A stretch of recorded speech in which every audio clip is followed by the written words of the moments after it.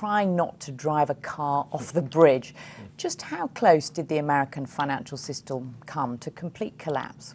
Well, I think we came very close, unfortunately. I mean, after Lehman, the system, which was already in a degree of panic, went into extraordinary panic and came very close to nearly shutting down. And the effect on the U.S. economy was almost immediate. We saw a tremendous job lost in the last few months of 2008.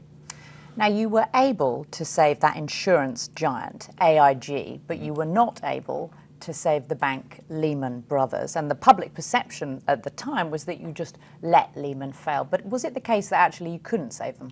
No, as I go into great detail in the book, we just didn't have the authorities. With Bear Stearns earlier that year, we had a purchaser that came in, another firm that bought the firm. In this case, we had two prospective purchasers, but both fell through. We didn't have any capital to invest in Lehman because this was before the Congress had passed the TARP, which provided money for capital investments. And Lehman didn't have enough collateral to justify the lending that would have taken to offset the huge run that was ongoing. So we knew it was going to be a very damaging event. We were very concerned about it, but we just didn't have the tools to prevent it from collapsing. And yet those that you could help, AIG, you write in the book that you were seething when you saw how irresponsible or clueless those executives had been.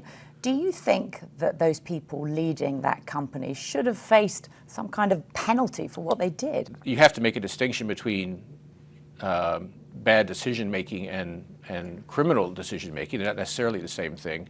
But as I've said a couple of times now, I do think it would have been better for the Department of Justice to focus more on individual decision-making rather than penalizing firms as a whole, because firms as a whole, of course, are not taking decisions. It's individuals who make decisions, and perhaps that would have given us more clarity about exactly whether these actions were irresponsible, illegal, whatever that so would maybe have been.